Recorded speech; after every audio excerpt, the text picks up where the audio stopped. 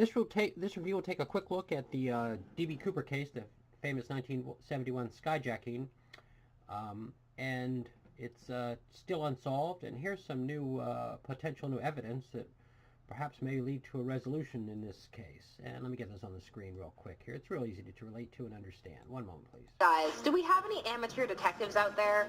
People who want to solve the great mysteries of our times? Well, for some civilian scientists selected by the FBI, they may have contributed to a case that was closed due to lack of evidence. That being the amazing robbery committed by D.B. Cooper. I'm Sasha Wood, here to tell you about this potential new evidence on I.O. Okay, so before we unveil that, you need to know, for those who don't, what is the D.B. Cooper case? Well, D.B. Cooper is the name given to the unidentified man who hijacked a Boeing 727 on November 24th, 1971. He boarded with a black attaché case and was by all accounts unremarkable in appearance. After takeoff, he handed the flight attendant a note, which she ignored, assuming it was just a proposition from a lonely businessman, which meant that he had to lean over and whisper to her, "Miss, you'd better look at the note. I have a bomb." What was actually written on the note is also a mystery, as Cooper ultimately reclaimed it. But it is known that it was written in a black felt-tip pen. He managed to extort $200,000 in ransom money. He was described as polite by other passengers, never menacing or cruel. He demanded the money, as well as 4 parachutes, rejecting the military grade they offered him and choosing instead civilian grade.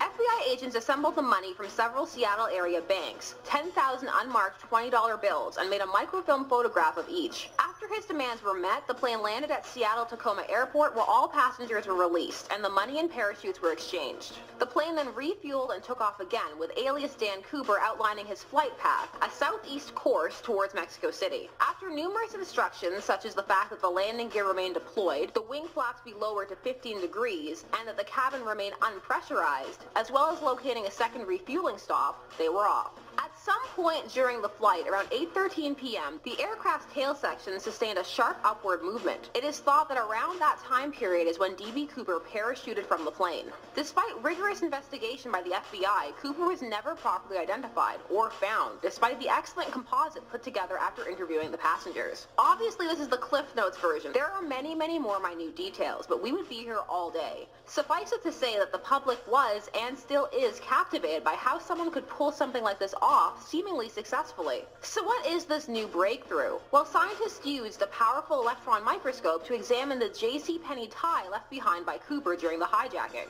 The group goes by the name Citizen Sleuths, and their lead researcher Tom Case stated, "These are what they call rare earth elements. They're used in very narrow fields for very specific things," referring to the cerium, strontium sulfide, and pure titanium found on the tie. Case says these elements were not commonly used in 1971, but they were being used in the development of the Boeing high-tech supersonic transport plane going on at that same time. Hence, Case speculates that Cooper could have been a Boeing employee who regularly wore the tie to work, stating, "The tie went with him into these manufacturing environments, for sure, so he was not one of the people running these manufacturing machines. He was either an engineer or a manager in one of the plants." Citizen Sleuths is currently looking for more tips to help them bolster this theory. They particularly want to hear from people with experience in the aerospace industry in the Pacific Northeast. These scientists hope that by hearing more theories, it will help them build a profile of the infamous D.B. Cooper. Will this be enough for the FBI to reopen the case, which they just closed in 2016? Only time will tell. Are you guys intrigued by unsolved cases?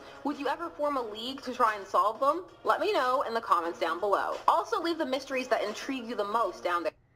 And that's a quick review of a potential lead in this still unsolved case. And it's quite a case here.